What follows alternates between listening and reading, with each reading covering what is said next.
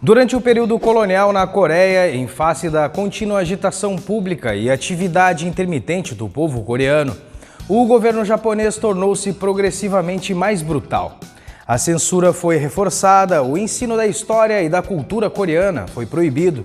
A língua japonesa tornou-se a instrução obrigatória em todas as escolas e todos os letreiros públicos deveriam ser escritos em japonês. Com a aproximação da Segunda Guerra Mundial, centenas de milhares de trabalhadores coreanos foram forçados a se juntar ao exército japonês, tanto na Coreia como na China. A maioria dos coreanos vê este período de 36 anos como uma tentativa de genocídio cultural, em que uma geração inteira perdeu sua liberdade e identidade, e ainda hoje as cicatrizes são evidentes. Choi Yong-sul, um pioneiro fundamental do Hapkido, foi levado para o Japão por volta de 1912, provavelmente como um trabalhador infantil. Acredita-se que Choi tenha estudado Daitoryu Aikijujutsu com o grão-mestre Sokaku Takeda durante os 30 anos seguintes, até a morte de Takeda em 1943.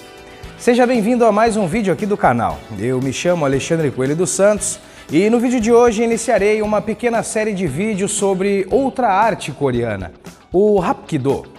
Se este é o primeiro vídeo que estás assistindo, te convido a se inscrever e ativar o sininho de notificações para não perderes os próximos conteúdos publicados. Há também a possibilidade de seres um assinante aqui do canal. Ao fazeres isso, estarás contribuindo para que novos livros e artigos sejam adquiridos e, em contrapartida, novos conteúdos interessantes sejam publicados. Para participar, temos o Apoia-se, que deixarei o link na descrição desse vídeo, e também o Clube de Canais na opção Seja Membro. Torne-se um apoiador e vamos estudar juntos. Vamos ao vídeo? Não saia daí!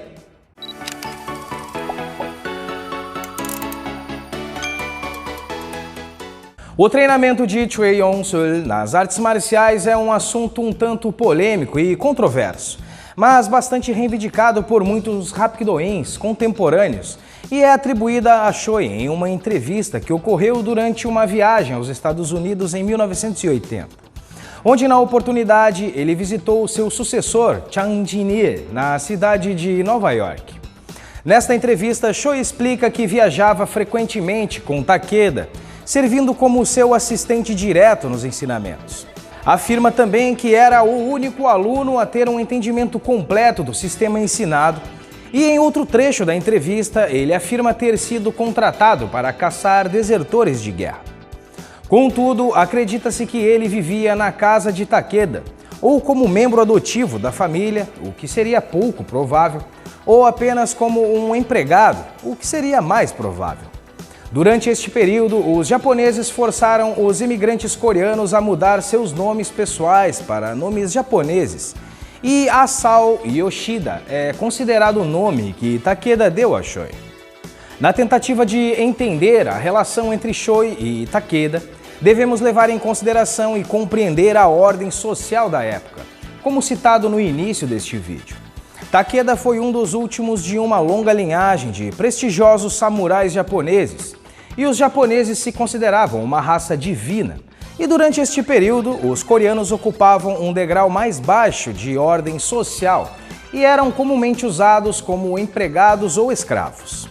Essa ideia de superioridade racial estava tão profundamente enraizada na sociedade japonesa que seria socialmente inaceitável para Takeda reconhecer Choi como outra coisa a não ser um servo, independentemente de quanto gostasse dele ou não. Os registros de inscrição e taxas de Tokimune Takeda, o filho mais velho de Sokaku Takeda e sucessor do estilo Daitoryu, não parecem incluir o nome de Choi Yong-sul entre eles.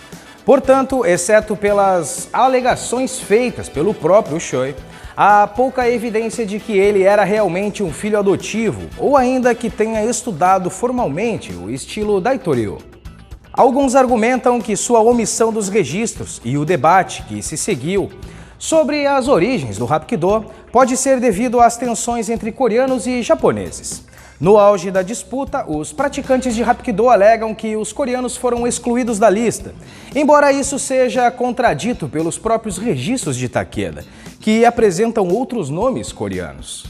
Com o final da Segunda Guerra Mundial, em 1945, a Coreia recuperou sua independência do Japão e o período pós-guerra foi um tempo extremamente fértil para as artes marciais coreanas, assim como os estilos tradicionais que foram descobertos e sistematizados em novos estilos. Muitas artes que foram praticadas em segredo por décadas estavam sendo ensinadas publicamente pela primeira vez, enquanto vários mestres disputavam o reconhecimento público.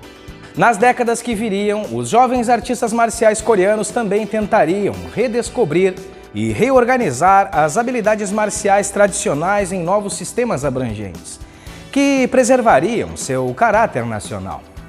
Por volta de 1945, Choi Yong-sul retornou à Coreia e começou a ensinar uma arte que chamou de Yusul. Acredita-se que ele inicialmente ensinava uma forma pura de Daitoryu, mas adotou o termo coreano Yusul para tornar a arte mais aceitável para os coreanos, que reagiam negativamente a qualquer coisa que fosse de origem japonesa. Em algum momento, ele mudou o nome para Yukwon-sul, para diferenciá-lo do Yudo, cuja a transcrição tem o mesmo significado da palavra Yusul. Se Choi fundiu o Daitoryu com os outros estilos nativos coreanos que ele estava encontrando, é um fato desconhecido. Muitos acreditam que ele continuou a ensinar e praticar o Daitoryu, o modificando ao longo de sua vida. Os primeiros alunos mais proeminentes de Choi foram So Bok-sop, Ji Han-jae, Kim Woo-hong. De acordo com eles, Choi também se referia à arte estudada por ele no Japão como Iawara. Durante o final da década de 50 e durante a década de 60, alguns dos melhores alunos de Choi desenvolveram suas próprias ideias e formas independentes.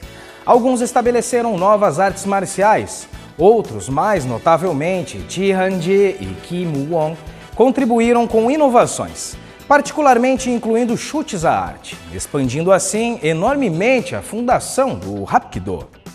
Até a década de 60, o Hapkido possuía vários nomes, dentre eles Yusul, Yukwon-sul, Hapki Yukwon-sul, Kido e, por fim, Hapkido.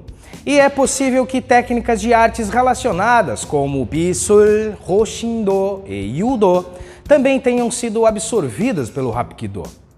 As artes Kuksuwon, fundada por So In-hyuk, e Hwarang-do, fundada por Lee Ju-ban, também começaram a surgir nesta mesma época. Entrevistas com muitos artistas marciais ativos naquele momento sugerem que havia um contato substancial entre os vários estilos, conforme os praticantes estudavam com diferentes mestres para enriquecer sua formação. Em 1965, o Hapkido era comumente usado e o estilo era considerado uma das principais artes coreanas, inclusive com o reconhecimento governamental. O termo Hapkido pode ser encontrado na escrita coreana, como também na escrita tradicional chinesa, que neste caso também é a forma de escrita para uma outra arte, o Aikido japonês. O caractere Hap significa coordenado, união ou harmonia. Já o caractere Ki, literalmente, significa ar, gás ou respiração. Mas no contexto da arte, a palavra faz alusão ao espírito ou à chamada energia interna. Por fim, vem o caractere Do, que representa o caminho ou a arte em si. Nesse sentido, a tradução literal da palavra Hapkido pode ser encontrada de algumas formas distintas em nosso idioma.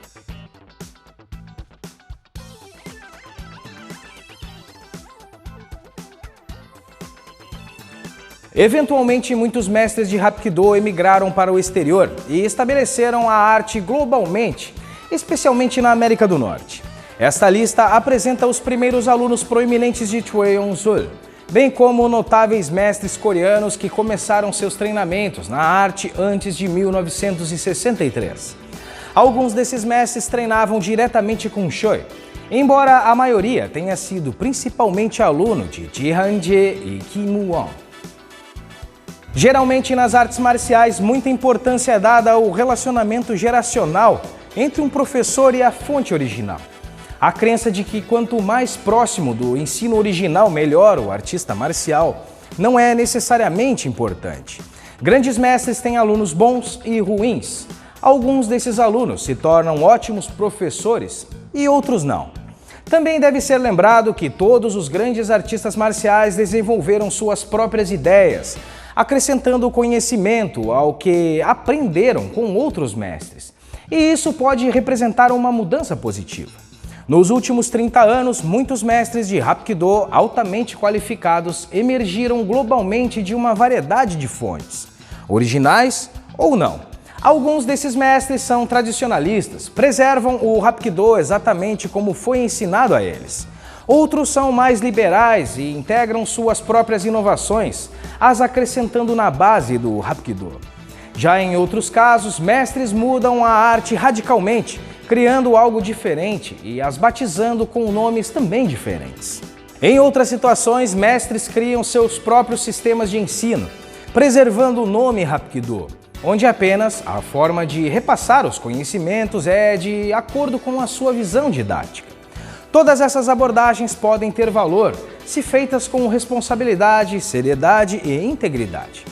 Nos próximos vídeos conheceremos um pouco mais sobre alguns dos mestres listados neste vídeo, como o Hapkido começou a se tornar popular, a fundação das primeiras organizações, a tentativa de unificação da modalidade, dentre outros.